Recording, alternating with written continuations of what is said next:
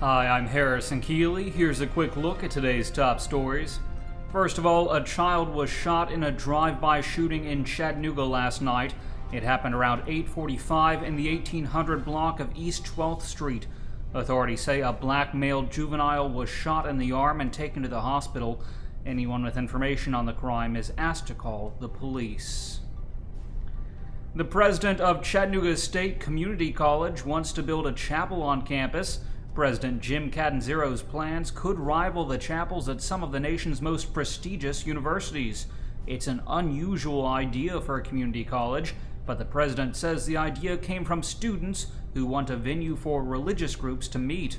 The 7,000 square foot building would sit in what is now a wooded area near the Center for Business on the west side of campus. Catanzaro says construction is still 3 years away if the building's approved. There's also no price estimate yet, though he says only private funds will be used. A local mom will spend less than a year in prison in connection to the death of her baby girl. Tracy Carpenter has been sentenced to 11 months and 29 days in jail on a child abuse charge. Her daughter, 18-month-old Sierra Carpenter, died after blunt force trauma injuries to the head in 2006. Experts testified that prolonged, repeated abuse could have produced such injuries. Tracy's boyfriend at the time, Brian Rutherford, was originally charged in Sierra's death, but he was acquitted in 2008. After prison, Tracy has also been sentenced to serve 3 years on house arrest. The chief of police in Graysville, Tennessee, has been arrested on theft charges. A TBI report says Jason Eric Redden mishandled 3 of the department's seized vehicles.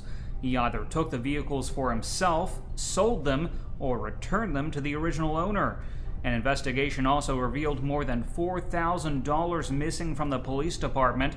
Agents also reportedly found video of Redden taking tools from a truck being held as evidence. Redden has turned himself in to the Ray County Jail. Chattanooga will soon start providing free curbside recycling cans to residents. If the city council approves the new budget, officials will start sending cans to 16,000 customers already signed up for recycling. Right now, residents have to leave their recyclables in boxes beside the street. About a sixth of city households regularly use curbside recycling. The price tag for taxpayers is $2.5 million. The city of East Ridge has already offered the service for more than a year. TVA's Raccoon Mountain Pumped Storage Plant is back in business after being shut down for 2 years. The plant closed in March 2012 as a precaution because of cracks in the rotors that spin inside the generators. In total, repairs at the plant came to $90 million. Finally, take a look at this. A rising senior at East Hamilton High School has been wrestling alligators in preparation for his return to the football field. Rhett Morgan flew to Colorado with his dad, where he took a class at the Colorado Gators Reptile Park. He says that he worked his way up to wrangling an 8-footer and that now he feels pretty good about returning to football. Turning to weather, there's a 50% chance of rain today with a high near 85 degrees.